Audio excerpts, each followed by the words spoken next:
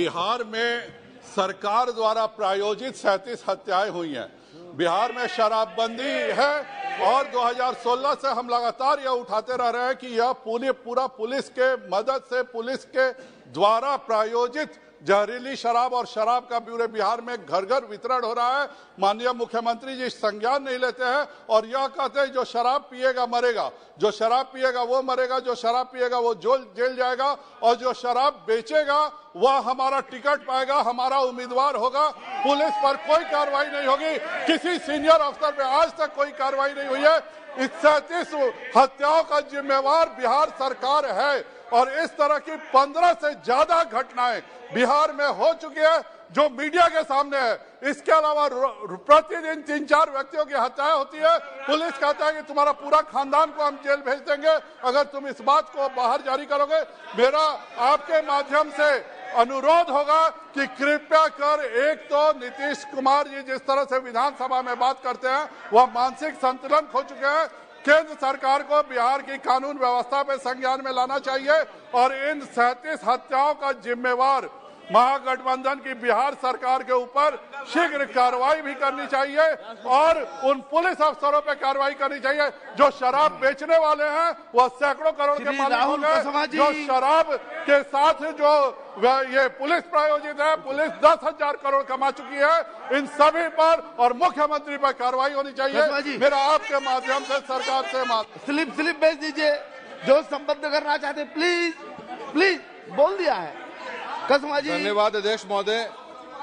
Slip भेज दीजिए। अध्यक्ष महोदय, भारत सरकार द्वारा पावर मिनिस्ट्री की 2000 जुलाई 21 के अंदर एक नई स्कीम लॉन्च करी गई। जिस स्कीम का नाम revamp distribution sector reform scheme RDSS scheme है, जिसका बजट का प्रावधान लगभग 3 लाख करोड़ के आसपास है। इस स्कीम का मकसद यही था कि जो स्टेट्स के अंदर पावर सेक्टर में जो डिस्ट्रीब्यूशन लॉसेज हैं, इंफ्रास्ट्रक्चर को मजबूत करना है, उसको भी पैसा खर्च किया जाए। सर, मेरा आपके माध्यम से ये अनुरोध है कि राजस्थान सरकार को भी इस स्कीम के तहत 8,500 करोड़ रुपए का बजट सैंक्शन हुआ है, पर जुलाई 2021 की लॉन्च हुई स्कीम आज तक राजस्थान में पूर्णतः लागू नहीं हुई। और इसी स्कीम का एक बहुत बड़ा पार्ट ये भी था कि इस स्कीम के अंदर एक डिस्ट्रिक्ट इलेक्ट्रिसिटी कमेटी बनानी थी जिसके अध्यक्ष एक सांसद होता है। वो आज तक उस कमेटी गठन नहीं किया गया। सर, मैं आपसे कहना चाहता हूं, मेरे क्षेत्र चूरू के अंदर पूरा एक जो बेल्ट है सरदार शहर, सुजानगढ़, बिदासर, रोहतंगगढ़ का, जिसके अंदर इलेक्ट्रिसिटी की बहुत बड़ी रिक्वायरमेंट है क्योंकि कुएं बहुत ज्यादा बन गए हैं। हम एग्रीकल्चर में बहुत आगे बढ़ रहे हैं, पर प्रॉब्लम यह है सर कि इस स्कीम्स के लिए हमारे पास बैक एंड का इंफ्रास्ट्रक्चर नहीं है। 33 kV के GSS चाहिए, 132 kV के हमको पावर सब स्टेशन चाहिए, पर सरकार के पास में कोई नीति नहीं। हाल ही के अंदर लूनासर गांव सरदार शहर का है सर, 5 दिन तक वो गांव अंधेरे में रहा क्योंकि सेक्टर पे रिफॉर्म पे काम नहीं हुआ और गवर्नमेंट नए कनेक्शन देती जा रही है। सर, ऐसा ही नहीं, हिंदुस्तान का मात्र एक स्टेट राजस्थान होगा जिस स्टेट के पास में अपनी ढानियों में बैठे हुए एक आखिरी व्यक्ति को देने के लिए कोई योजना नहीं, कोई रोशनी नहीं का कोई प्रोग्राम नहीं है। मेरी कॉन्स्टिट्यूएंसी अकेले में 18,000 प्लस इलेक्ट्रिसिटी के नए कनेक्शंस की डिमांड है। स्टेट गवर्नमेंट सोई हुई है। सर, लास्ट में कहना चाहता हूं, इस इतनी महत्वपूर्ण योजना को लागू किया जाए। मेरा सरकार से अनुरोध है, जो DEC बनानी है, DEC ही पे एक प्लान बनाएगी कि कहां पे हमें इंफ्रास्ट्रक्चर पैसा खर्च करना है। मैं सरकार से अनुरोध करता हूं कि राजस्थान सरकार को बाध्य किया जाए और ये 8,500 करोड़ रुपए जो भारत सरकार ने दिए हैं उसकी उनको आप उनका यूज कर सके, ऐसे आपसे उम्मीद करता हूं। Thank you chairman sir. Sir, Ministry of Railways had announced to redevelop 12 stations in Odisha to international standards with superior passenger amenities, and a memorandum of understanding was also signed in 2019 between Bhubaneswar Development Authority and East Coast Railway Zone to construct a world-class station building at Bhubaneswar. However, for the remaining 11 stations, which includes my parliamentary constituency station Barampur and also Cuttack, Jharsuguda, Bhadrak, more important stations, sir, there is no development for construction and development activities. Sir, I therefore request the Honourable Minister to prepare an action plan and allocate funds for the proposed development works in the remaining 11 stations, as more than 3 years have been passed and the expectations of people of Odisha have not been fulfilled so far. Thank you, Shri sir. Adhir Ranjan Chowdhury ji.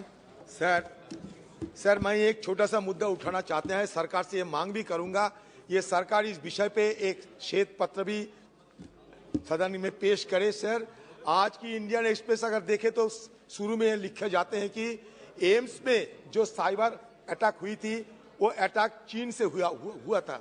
Sir इस paper में ये भी लिखा गया कि जब हमारे सीमा में झड़प होते हैं, चीन जब हमलावर होते हैं हमारे ऊपर, तब आज की हिंदुस्तान की सरकार लाल आंख दिखाने के बदले चीन से सारे आयात बढ़ा दिए हैं, चीन से आयात बढ़ा दिए हैं सर।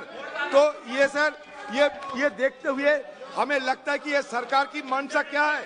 सर देखिए सर, अमेरिका के साथ हमारा जो ट्रेड होते हैं सर, उसमें हमारे गिरावट आते हैं, लेकिन चीनी के साथ हमारा जो ट्रेड होते हैं वो चीनी फायदेमंद होते हैं सर।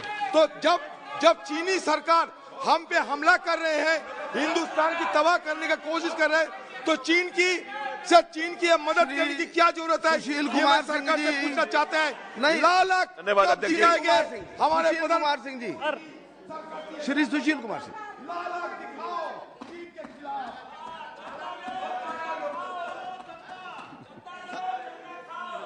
धन्यवाद महोदय। हमारे बिहार नोटिस दीजिए ना, आप जानते हैं चर्चा का क्या तरीका है। चर्चा के लिए अनुरोध कीजिए बीएससी में, let it be decided please.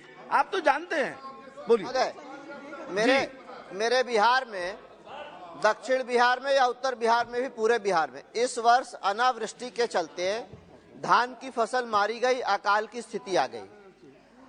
उसके बाद जहां जहां नहर थे, नहर की सुविधा थी सिंचाई की, या पंप के माध्यम से जिन किसानों ने किसी तरह से धान की रोपाई का काम किया भी, उसमें भी एक मधुआ नाम का रोग लगा और उनकी फसल पूरी तरह से नष्ट हो गई। तो वैसे किसानों का तो दोहरा नुकसान हुआ, जिन लोगों ने धान की रोपनी में जुताई, कुड़ाई, फर्टिलाइजर वगैरह में अपना सारा खर्चा कर दिया। महोदय, आपके माध्यम से मैं कहना चाहता हूं कि बिहार में केंद्र सरकार द्वारा चलाई जा रही फसल बीमा योजना लागू नहीं है, जिसके चलते किसानों को बीमा नहीं मिल पाता। और बिहार सरकार की स्थिति यह है, बिहार सरकार से तो कोई उम्मीद नहीं है। बिहार सरकार तो जहरीली शराब पिलाकर सामूहिक हत्याएं करा रही है। इसलिए बिहार सरकार से कोई उम्मीद नहीं है वहां के किसानों को कि वो उनको राहत पहुंचाएगी, वो मदद करेगी। वहां तो फसल बीमा योजना लागू ही नहीं है। इसलिए मेरा आपके माध्यम से भारत सरकार से ये मांग होगा कि जिन किसानों का फसल मधुआ रोग से बर्बाद हुआ, उनको मुआवजा, उनका कंपनसेशन भारत सरकार के माध्यम से दिया जाए। ये मैं आपके माध्यम से भारत सरकार से मांग करना चाहता हूँ। साहब का संरक्षण चाहिए सर आपका संरक्षण चाहिए सर। ऑनरेबल चेयरमैन साहब, ऑनरेबल चेयरमैन साहब, मैं उस राज्य से आता हूं जिस राज्य में सिर्फ 1% सरफेस वाटर है।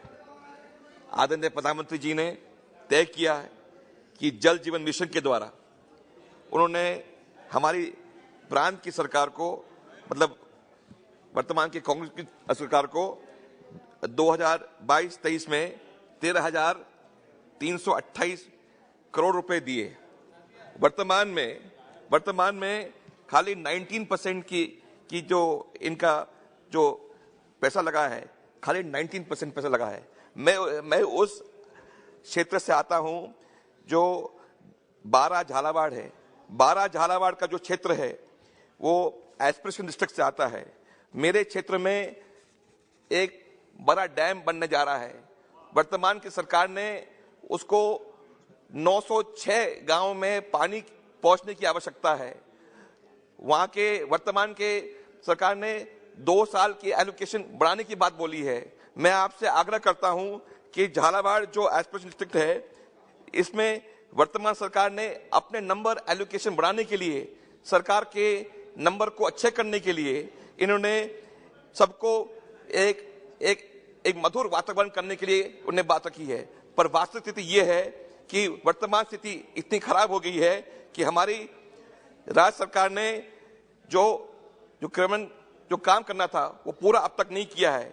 मेरे आकांक्षी जो जिले हैं उसमें 21.1% काम हुआ है और मेरे झालावाड़ में भी हमारे क्षेत्र में काम नहीं हुआ है। मैं आपसे अनुरोध करना चाहता हूं कि वर्तमान केंद्र सरकार, माननीय मंत्री जी बैठे हैं हमारे अर्जुन जी मेघवाल जी, मैं आपसे अनुरोध करता हूं, आप हमारे राज्य के हैं, कि आप केंद्र सरकार के द्वारा राज्य सरकार से आप मांग करें कि ये जो जेजीएम के काम है खाली एक डिस्ट्रिक्ट में नहीं, सभी डिस्ट्रिक्ट में जो काम हो रहे हैं बहुत स्लो चल रहे हैं। इसमें काम किए करके हमारे आकांक्षी जो जिले हैं जिसमें जैसे मैं आता हूं उसको क्षेत्र को आप वहां काम करने की डॉक्टर अमर सिंह जी। धन्यवाद सभापति जी। ਅੱਜ ਮੇਰਾ ਟੌਪਿਕ ਹਲਵਾਰਾ ਇੰਟਰਨੈਸ਼ਨਲ 에ਅਰਪੋਰਟ ਨੂੰ ਜਲਦੀ ਪੂਰਾ ਕਰਨ ਲਈ ਹੈ। ਸਰ, ਇਹ ਹਲਵਾਰਾ ਮੇਰੀ ਪਾਰਲੀਮੈਂਟਰੀ ਕੰਸਟੀਚੁਐਂਸੀ ਚ ਰਾਏਕੋਟ ਸਬ ਡਿਵੀਜ਼ਨ ਵਿੱਚ